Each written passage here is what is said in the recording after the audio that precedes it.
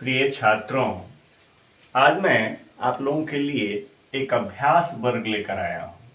वह है दीर्घ स्वर संधि। इसमें जितने भी उदाहरण है, एग्जाम्पल हैं, वो सारे दीर्घ स्वर संधि के। मैं कुछ छात्रों से प्रश्न भी करूँगा और आप उसका समाधान भी देखते जाएंगे। इस प्रकार आप बना सकते हैं। जैसे पहला है राम जोर अयन। यहाँ आप देख रहे हैं म में अ है और यहाँ अ है, दोनों मिलकर के बन गया रामायण।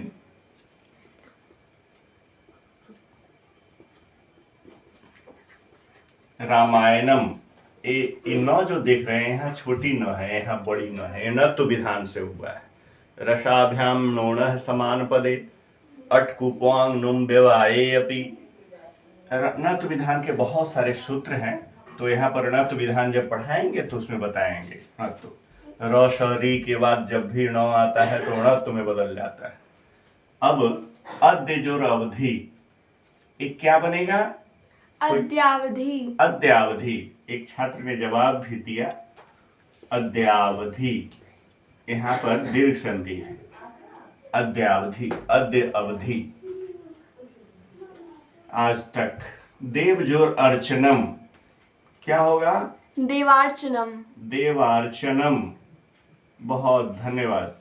देवार्चनम, बहुत अच्छा रिस्पॉन्स आ रहा है। चलिए, मानव जोर आकृति। मानवाकृति। मानवाकृति, बहुत सॉलिड जवाब। मानवाकृति किस संधि का उदाहरण है यह? दीर्घ संधि। दीर्घ संधि। अब कोई पूछ देगा आपसे कि मानवाकृति में किन किन वर्णों की संधि हुई है? और आ। और आ की, बहुत अच्छा। शिव जोड़ आलय। शिवालय।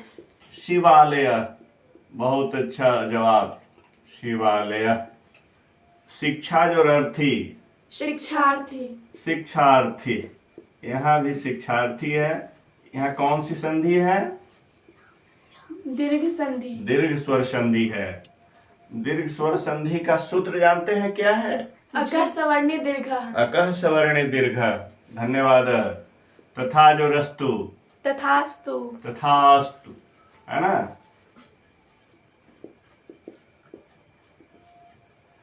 चलिए, महाजोर आत्मा। महात्मा। महात्मा। शिक्षा जोर आयतनम। शिक्षायतनम। शिक्षायतनम।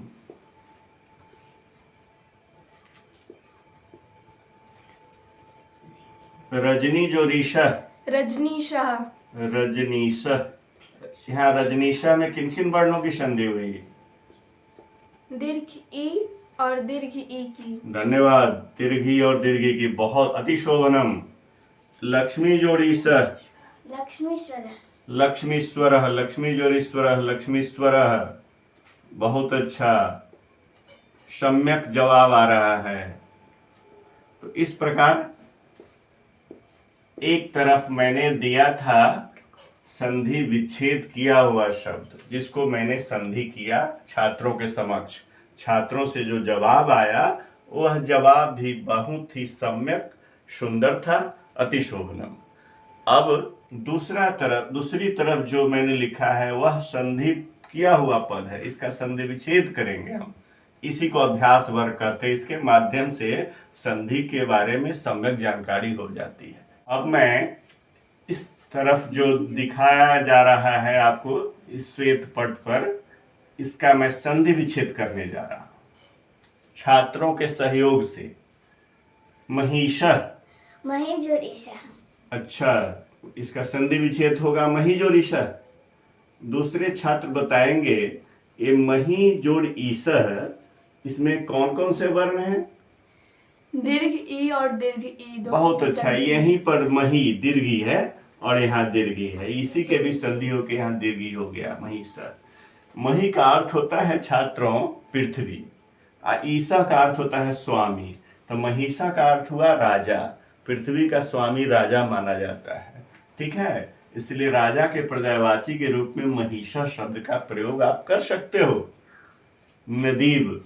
नदी जोड़ ईव। बहुत अच्छा। नदी ईब। ईब का अर्थ क्या होता है जानते हैं? ईब का अर्थ होता है तरह। नदी ईब मतलब नदी की तरह। नदी ईब मतलब नदी की तरह। अधिस्वर। अधि जोड़ ईश्वर। अधि जोड़ ईश्वर। बहुत अच्छा। अधि जोड़ ईश्वर। अधिस्वर। गिरीन्द्र। गिरि जोड़ इंद्र। गिरी जोड़ इंद्र। गिरी का अर्थ क्या होता है? पर्वत। और इंद्र का अर्थ? राजा। राजा।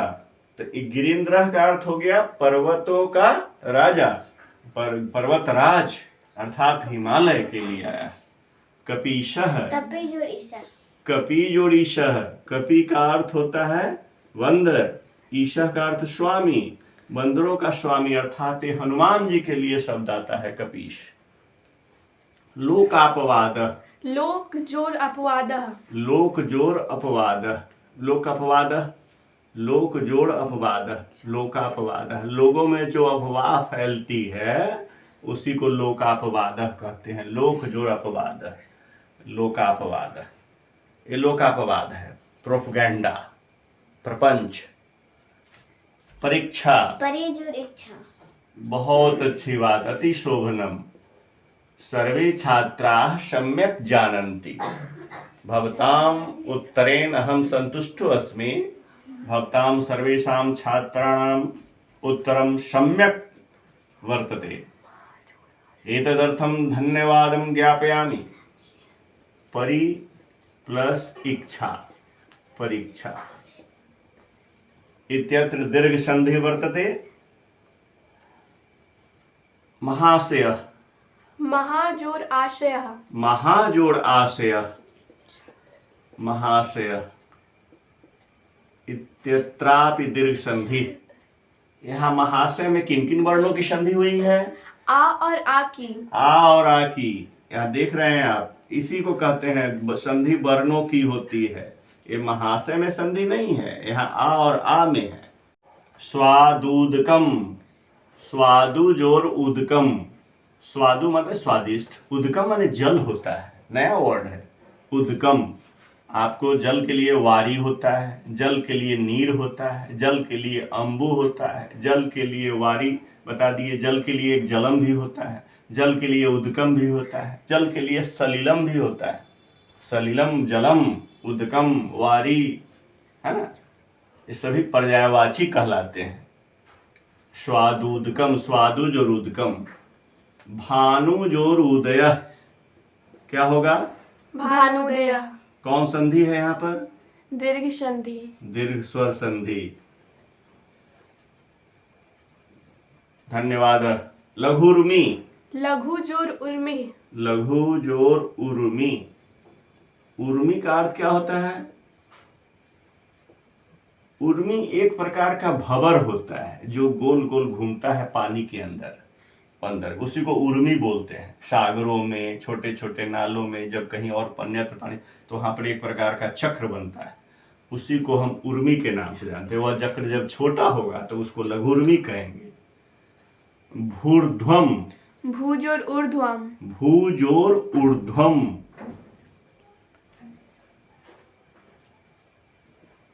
भूर्ध्वम।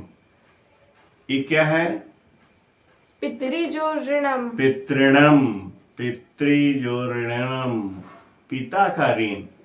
हर आदमी जब जन्म लेता है तो उसको देव ऋण, ऋषि ऋण, मातृ ऋण, पितृ ऋण, इस सब से मुक्ति पाने के लिए आजीवन प्रयास करना होता है। अपने जीवन भर उनकी सेवा करना, उनकी आराधना करना, उनकी अर्चना करना। पिता का भी ऋण होता है।